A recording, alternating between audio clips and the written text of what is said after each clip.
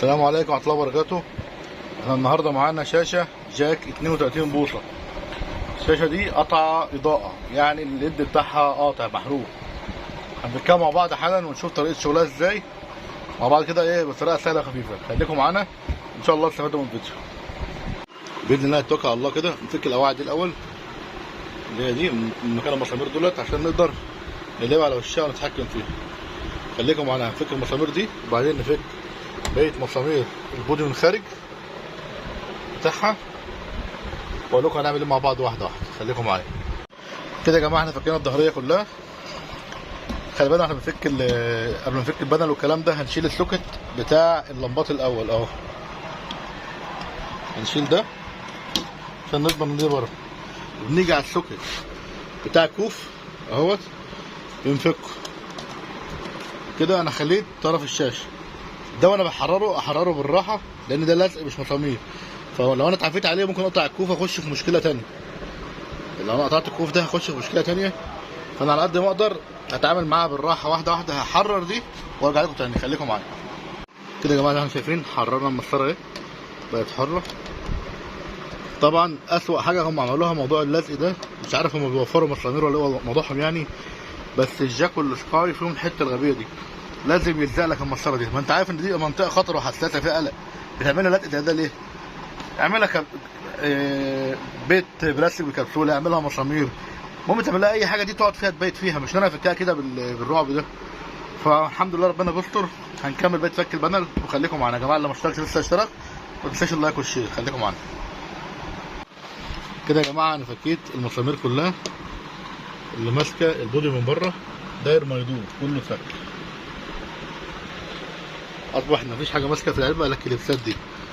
هقلب الشاشه وافك باللمه الثانيه اوريكم هنعمل ايه. خليكم معايا كده يا جماعه. انا فكيت الاطار الخارجي اهو وباقي الشاشه زي ما احنا شايفين. ده خلي بالك ان فينا كوف تاني جانبي برضه. الحاجات دي بنخلي بالنا منها. هطلع التراب ده كده بالراحه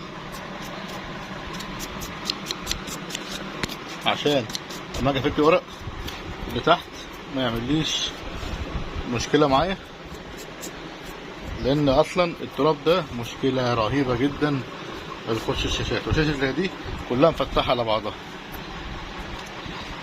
حاليا بقى ناخد الكوف ده اللي انا فكيته من تحت اهو، هنقيمه كده وهلزقه على الشاشه من قدام بلزق خفيف عشان لما اجي ارفع الشاشه ما يحصلهاش مشكله. خليكم معايا كده. انا لزقت الكوف يا جماعه ايه قدام اهو في الازازه، بحيث لما ارفع البانل يبان اتضمنت ان الكوف ايه ثابت، مش هيحصل له حاجه ان شاء الله بدون مقاطعه. خليكم معايا نكمل ايه الخطوه اللي بعدها. وانا برفع يا جماعه قبل ما ارفع البانل الاحظ ان هم هنا في بعض الشركات بتحط لزق اهو. اللزق ده ماسك البانل في البلاستيك. طبعا انا لو جيت ارفع على كده البانل هتتكسر. فانا بفك اللزق ده بالراحه كده زي ما احنا شايفين اهو.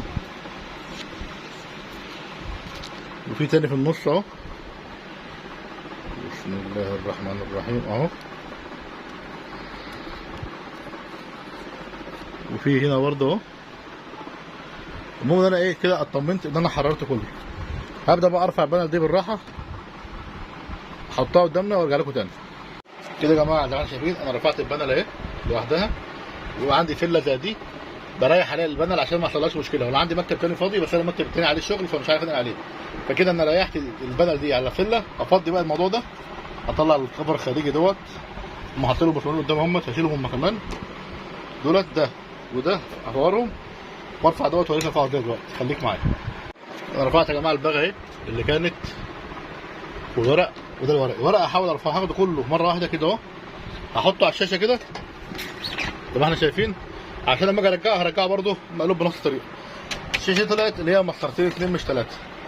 هنفور الليله دي كلها. هي لزق ولا مسامير؟ لزق شكلها لزق. ماشي بسم الله الرحمن الرحيم.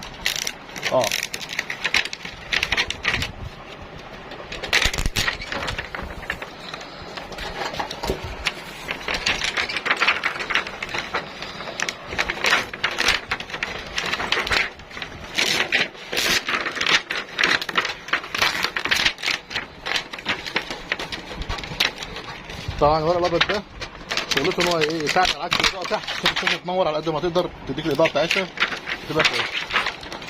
فينا مسمار اهو وفينا مسمار اهو. احنا خلي بالنا احنا ايه بنرفع لازم تمشي معاها واحده واحده وتتك على الصبر شويتين مش شويه. لان الشاشات دي ورق، بمعنى ورق يعني، بس هي ايه لازم نشتغل فيها، لان كانت في ناس بتقول ايه لا انتوا ما بتشتغلوش فيها عشان ما بتعرفوش، انتوا اخركم التلفزيون. لا يا جماعه احنا بنشتغل في اي حاجه باذن الله، ربنا ادانا مخ نفكر بيه كده. زي ما احنا شايفين طبعا التراب البهدله كل ده هيتنضف.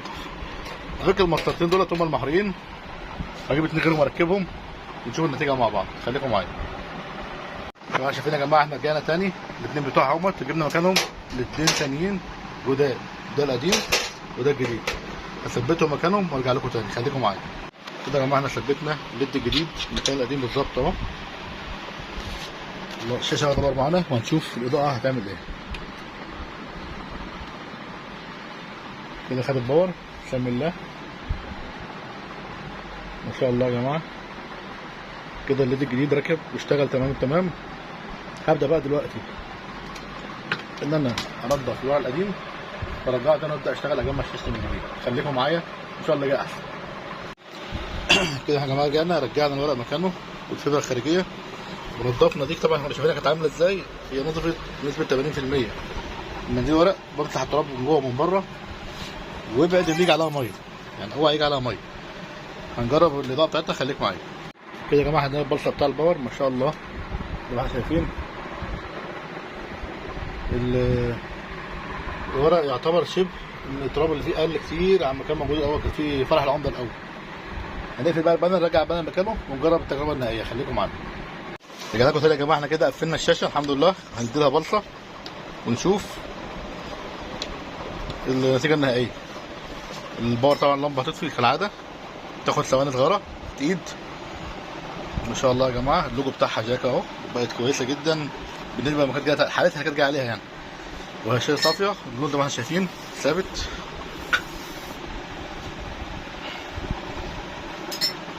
اخلص تقفيل المسامير بتاعه البودي من بره وارجع لك بسرعه صوت من الرسيفر، خليك معايا.